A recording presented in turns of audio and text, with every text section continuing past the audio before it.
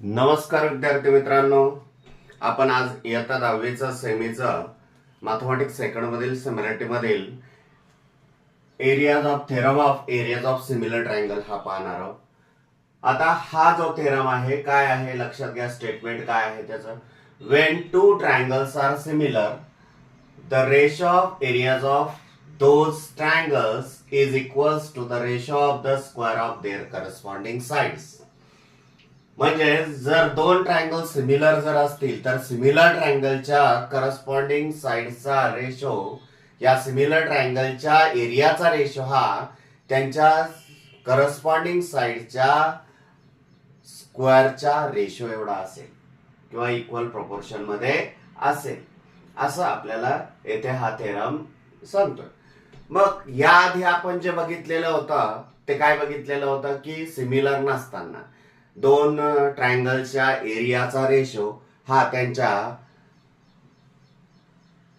Base आणि corresponding height यांच्या प्रोडक्टच्या equal proportion मध्ये असतो हे आपण बघितलेलं होतं. त्यावरूनच आपल्याला हा थेरम प्रूफ करायचा आहे. मग स्टेटमेंट वरून कशा पद्धतीने आपल्याला थेरम प्रूफ करता येईल ते आपण पाहणार आहोत. बघा स्टेटमेंट हे आहे. मग आता तुम्हाला 3 मार्क्सला क्वेश्चन असाही विचारू शकतात.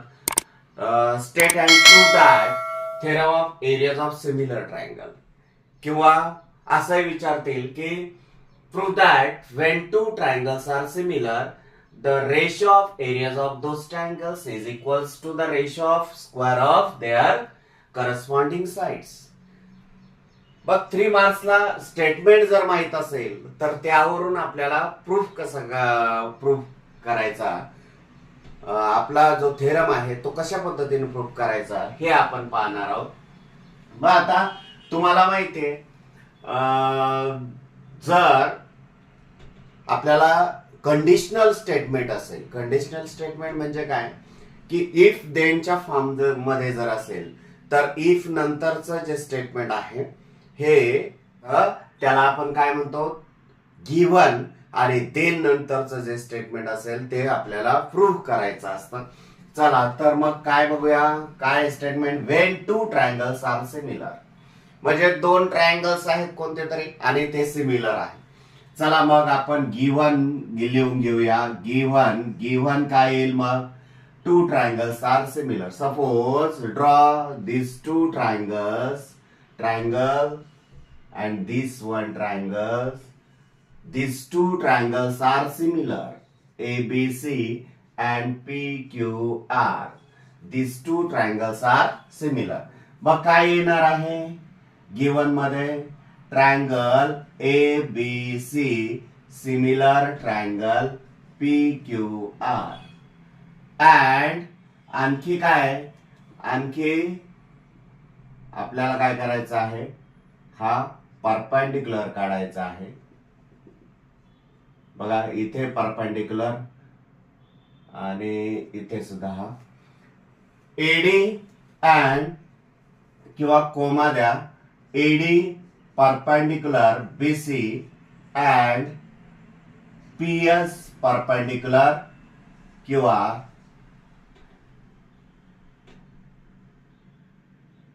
Betweenness of BDC. डी कुठे आहे, बी आणि सी च्या बिटवीन आहे, आणि एस कुठे आहे, क्यू आणि आर च्या बिटवीन आहे. असं जर एवढं जर आपण गिव्हन लिहिलं तरी सफिशियंट आहे. बघ आता प्रूफ काय करणार आहे.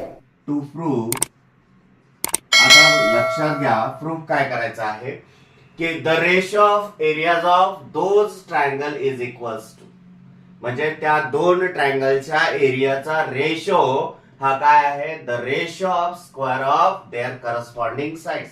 आता करस्पॉन्डिंग साइड्स तुम्हाला माहितीच आहे. एबीसी करस्पॉन्डिंग साइड सेकंड ट्रायंगलची PQ, BCC QR आणि ACC PR.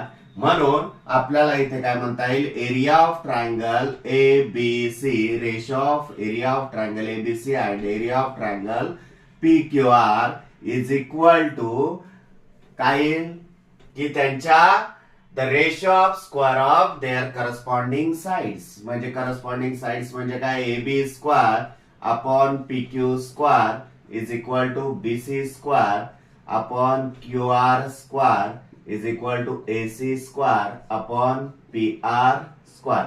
हे आपल्याला प्रूफ करायचं आहे. मग हे कसं प्रूफ करणार आपण? लक्षात घ्या. चला आपण मग काय म्हणूया, आपण प्रूफ घेऊया. आता कसं प्रूफ करणार? प्रथम काय करणार, आपल्याला जर ट्रायंगल ते दोन ट्रायंगल, त्या दोन ट्रायंगलचा एरियाचा रेशो काय येतो ते तुम्हाला माहिती आहे. The ratio of areas of two triangles is equals to the ratio of product of base, their bases and corresponding heights. मग काय येणार आहे, इथे वाटल्यास लिहूया. द रेशो ऑफ area of the two triangles is equals to the ratio of product of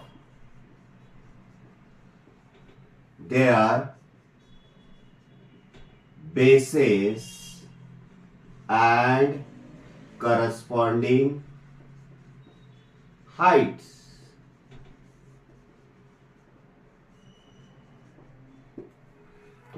मग काय येणार आहे, therefore area of triangle ABC upon area of triangle PQR is equal to. मग या दोन ट्रायंगलचा बेस काय आणि हाईट काय आहे बघा. फर्स्ट ट्रायंगलचे बेस BC आहे, बघ हाईट AD. तेच सेकंड ट्रायंगलची करस्पॉन्डिंग बेस QR आणि हाईट PS. देअरफॉर मग आपण काय लिहिणार की BC into height AD whole divided by QR into PS. मग देअरफॉर आपण काय लिहू शकतो, area of triangle ABC divided by area of triangle PQR is equal to, फक्त सेपरेट करा ratio, BC upon QR into AD upon PS. This is equation 1. याला काय म्हणा, इक्वेशन 1 म्हणा. चला काय केलं आपण बघा, दोन ट्रायंगलच्या एरियाचा रेशो घेतला. हा त्यांच्या काय कशाशी इक्वल आहे, the ratio of product of their bases and corresponding height. तेच आपण लिहिलेलं आहे, हे दोन ट्रायंगल आहेत. त्याच्यानंतर काय करा की आपल्याला गिवन मध्ये काय दिलेलं आहे, हे दोन ट्रायंगल काय आहेत, सिमिलर आहेत. मग तेच लिहिणार आहोत. In triangle ABC and triangle PQR, triangle ABC similar triangle PQR.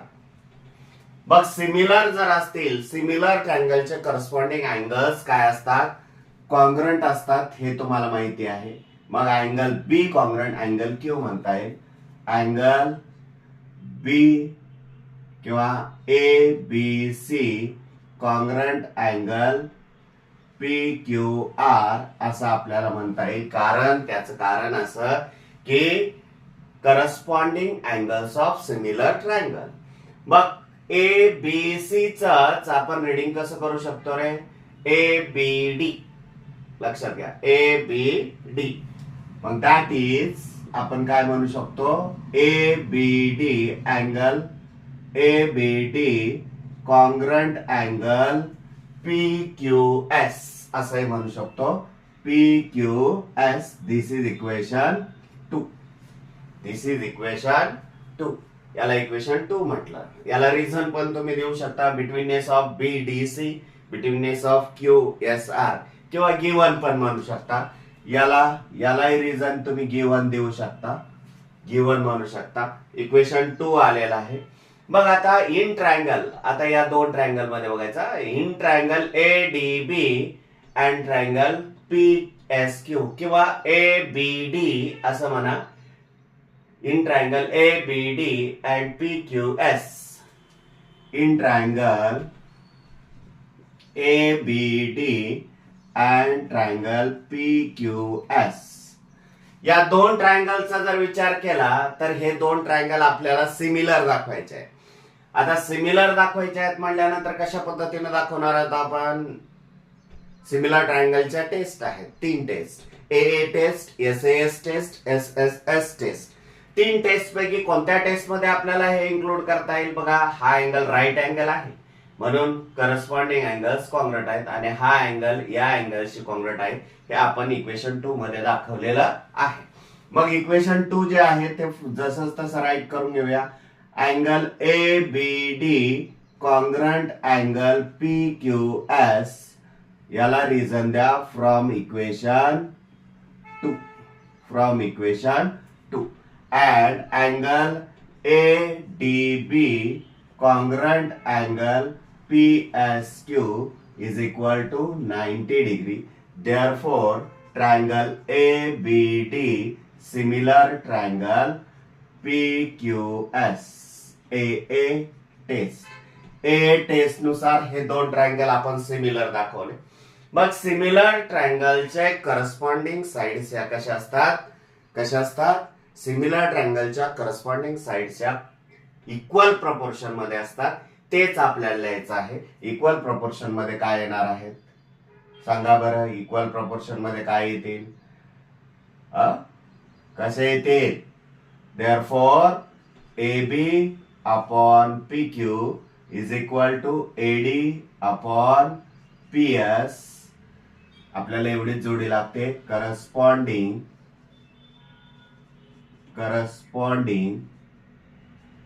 Sides of similar triangle असं आपल्याला रिझन देता येईल आणि याला इक्वेशन 3 म्हणा. काय म्हणा? इक्वेशन 3. आता इक्वेशन 3 जर याला म्हटलं तर बघा, इक्वेशन 3 आणि इक्वेशन 3 म्हटलं, ठीक आहे. चला आणखी एक बघा, इथे लिहायचं राहिलं. आपण फक्त अँगल घेतला. मग करस्पॉन्डिंग साइड्स कशा असतील रे? इक्वल प्रपोर्शन मध्ये असतील. कशा असतील? इक्वल प्रपोर्शन मध्ये.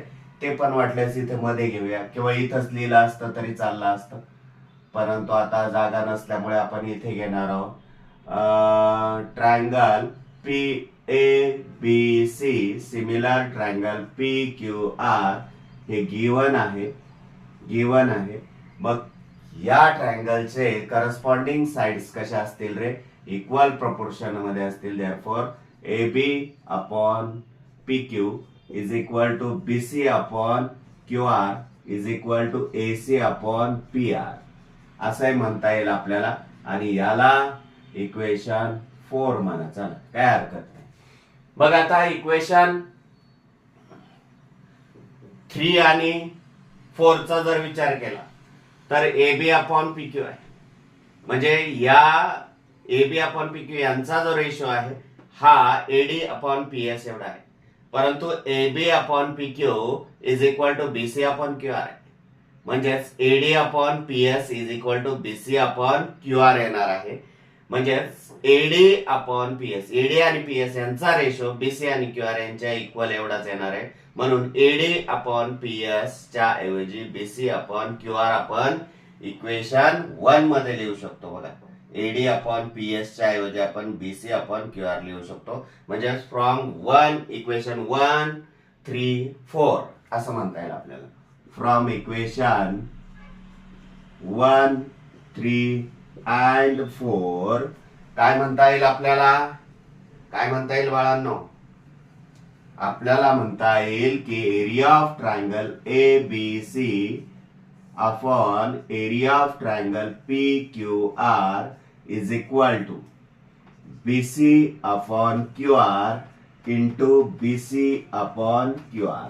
पुन्हा एकदा सांगतो बघा, लक्षात घ्या. काय? AD अपॉन PS च्या ऐवजी आपण काय घेतलं?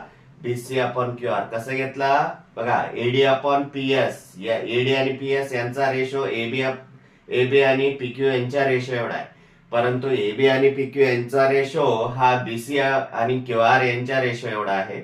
म्हणजेच इथे म्हणायचं काय आहे, AD upon P S is equal to AB upon P Q, but AB upon P Q is equal to what, BC upon Q R. Therefore AD upon P S is equal to BC upon Q R. बघ equation 1 मध्ये eddy upon P S च्या ऐवजी आपण काय लिहिलेलं आहे, BC upon Q R लिहिलेलं आहे. आणि therefore area of triangle A B C upon area of triangle P Q R is equal to BC into BC, BC square, QR into QR square. मग आपल्याला लक्षात घ्या, BC upon QR bracket square पण लिहिता येईल, but BC upon QR is equal to what, AB upon PQ and AC upon PR. Also we have write is equal to AC square किंवा AB square upon PQ square is equal to AC square upon PR square. That's proved. That's proved.